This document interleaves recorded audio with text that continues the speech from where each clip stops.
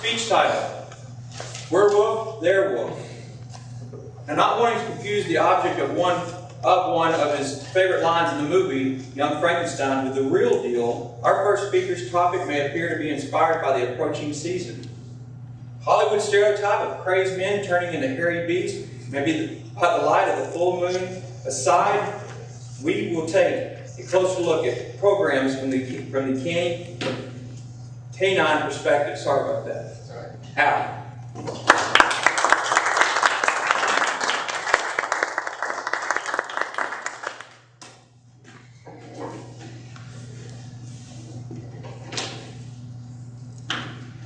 Imagine you just finished a great day of hiking in the backcountry, the desolate backcountry of the Rocky Mountains.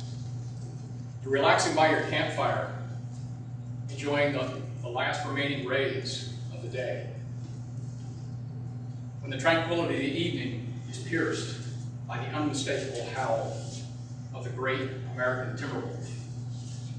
Now you think to yourself, I don't think that could be. I thought they were wiped out a long time ago. But as a shiver runs down your spine and you head back to your tent, you're greeted by the full-throated response of his packmate, and he's a lot closer.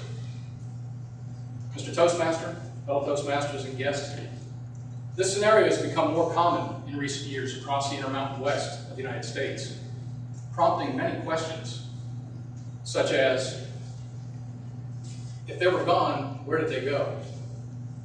And is it too late to bring them back? What exactly is a wolf? Is it just a large dog? Or something altogether different? Are they indiscriminate killers? Or important members of our natural ecosystem? And why does so much mystery surround them?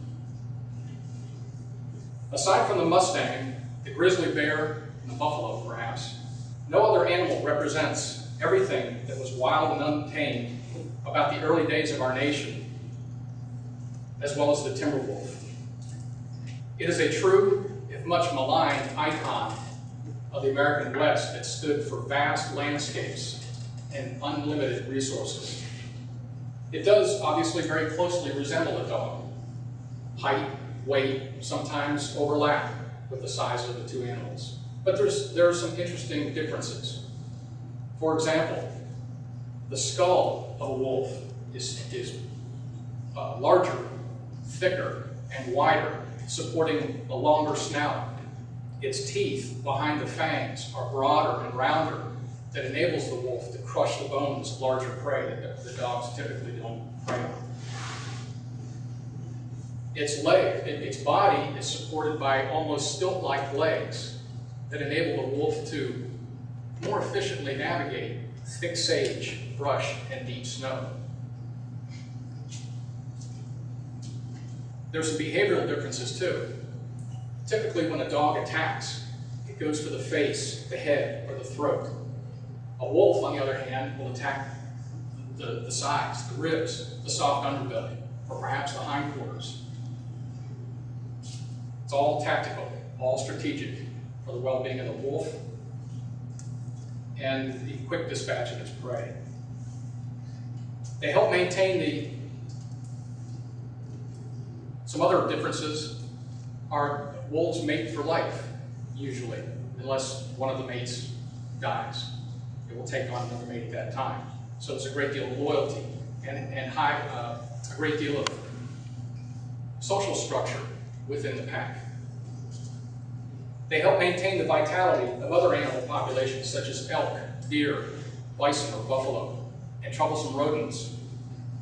By preying on the weak, the sick, and the old, the wolves help these populations maintain their health and proper balance.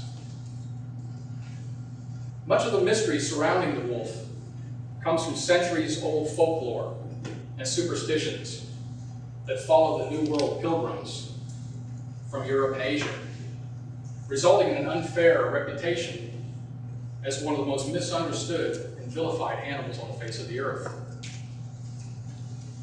Wolves usually hunt at night. They predominantly hunt at night, which adds to their mystique, their mystery. Then there's that howl. No, not my name. Howl. That guy. They're howling. They will unnerve even the most strong-willed. They can unnerve even the most strong-willed mountain man. I know the last time I heard that siren song, I didn't sleep a wink.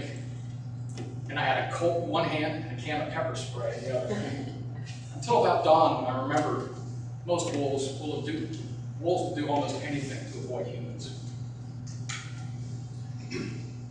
Tender with its mate, stealthy in the hunt, and ferocious in the attack, it's incredible that this symbol of the American frontier almost disappeared permanently. So where did they go? Did they move? Did they head south to Mexico? Did they head north to Canada? Many interesting questions. And only recently, with technology and dedicated study, have we begun to answer these questions. As often happens, though, when there are conflicts between man and elements of the natural world, those elements of the natural world come out second best. The wolf's case was no different. Shot, trapped, and poisoned. The early settlers would employ any method they could to eradicate this animal that was threatening their life, their livestock, their livelihood, and sometimes their families. So their numbers declined rapidly. By the 1950s, 1960s, they were all but gone, with the exception of a few isolated dens scattered across the northern Rockies and remote western regions of Canada.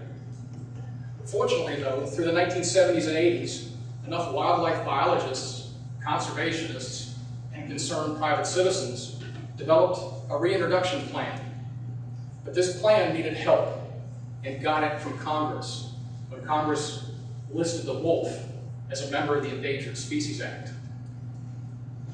In 1995, several successful mating pairs were planted in Yellowstone National Park in southern Montana, where they enjoyed full federal protection. There were two exceptions to this, though. If the wolves strayed from the park boundaries or preyed on livestock, they were permitted to be hunted down and killed. Fatal collisions with motorists also took their toll. The question remains today is, what do we do with the wolf? Do we try to eliminate it, or do we help it flourish? This is a topic that has ranchers and landowners pitted against conservationists and wildlife biologists, wildlife authorities on the other side. They both have deeply divided opinions on the proper way to manage this highly intelligent and elusive predator.